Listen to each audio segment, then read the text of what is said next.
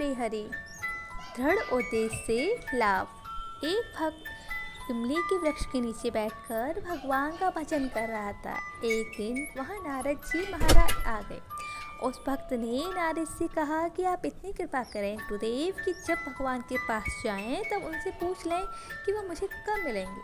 नारद जी भगवान के पास गए और पूछा कि आमुक स्थान पर एक भक्त इमली के वृक्ष के नीचे बैठा है और भजन कर रहा है, उसको आप कब मिलेंगे।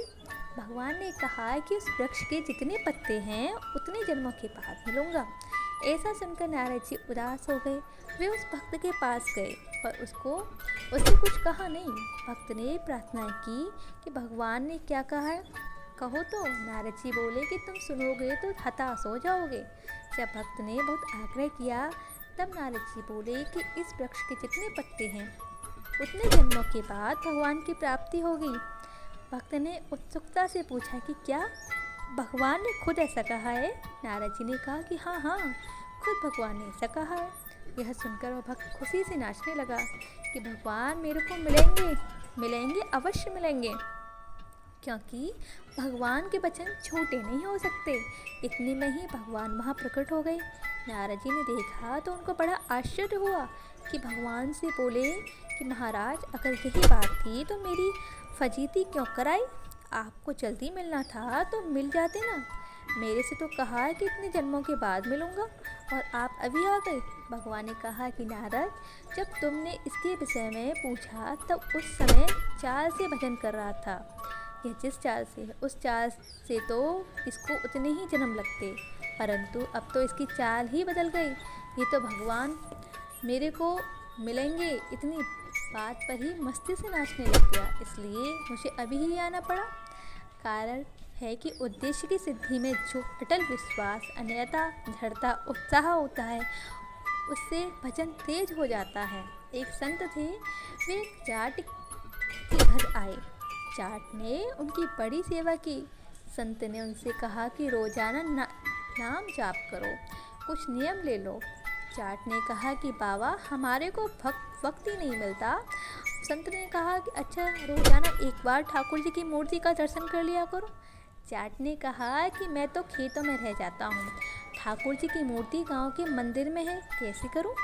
संत ने इसको कोई साधन बताए कि वह कुछ ना कुछ नियम ले लो, पर यह वही करता रहा कि मेरे से यह बनेगा नहीं, मैं खेत में काम करूं या माला लेकर जप करूं, इतना समय मेरे पास कहाँ है। बाल बच्चों का पालन पोषण करना है, तुम्हारे जैसे बाबा जी थोड़े ही हूँ कि बैठ कर भजन करूं। संत ने कहा कि अच्छा तू क्या कर सकता है। जाट बोला कि हमारे पड़ोस में एक कुम्हार रहता है, उसके साथ मेरी मित्रता है। खेत भी पास में है और घर भी पास में है। रोजाना नियम से एक बार उसको देख लिया करूँगा। संत ने कहा कि ठीक है, उसको देखे बिना भोजन मत करना।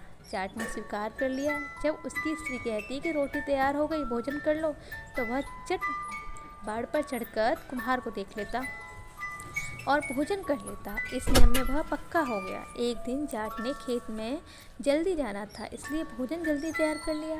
उसने बाड़ पर चढ़कर देखा तो कुम्हार दिखाई नहीं। पूछने में पता लगा कि वह तो मिट्टी खोदने बाहर गया है।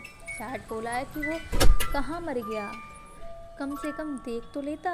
जब जाट उसको देखने के लिए तेजी से भागा, उधर कुम्हार को मिट्टी खोदते खोदते हाड़ी मिल गई जिसमें तरह तरह की रत्न असरफियाँ भरी हुई थी। उसके मन में आया कि कोई देख लेगा तो मुश्किल हो जाएगी, अतः वह देखने के लिए ऊपर चढ़ा तो सामने वह जाट आ गई। कुम्हार को देखते ही जाट वापस भागा तो कुम्हार ने समझा कि उसने वह हाड़ी देख लिया और अब वह आफत पैदा करेगा। कुम्हार ने आवाज़ लगाई, अरे जा मत। जाट बोला कि बस देख लिया। कुम्हार बोला कि अच्छा देख लिया तो आधा तेरा, पर किसी से कहना मत। जाट वापस आया तो उसको धन मिल गया। उसके मन में विचार आया कि संत से अपना मनचाहा नियम लेने में कितनी बात है, अगर सदा उनकी आज्ञा का पालन करूं तो कितना लाभ है। ऐसा विचार करके वह जाट और उसका मित्र कुम्हार दोनों ही भगवान के भक्त बन गए। तात्पर्य ये है कि हम दृढ़ता से अपना एक उद्देश्य बना लें, फिर चाहे जो हो जाए हमें तो भगवान की तरफ चलना ही है। भगवान का भजन करना है, उद्देश्य बनाने की अपेक्षा भी उद्देश्य को पहचान ले। कारण है कि उद्देश्य पहले बना है, मनुष्य पीछे चलता है। मनुष्य जन्म केवल भगवान प्राप्ति के लिए ही मिला है। इस उद्देश्य को पहचान लें, संदेह रहित मान लें, फिर भजन अपने आप होगा।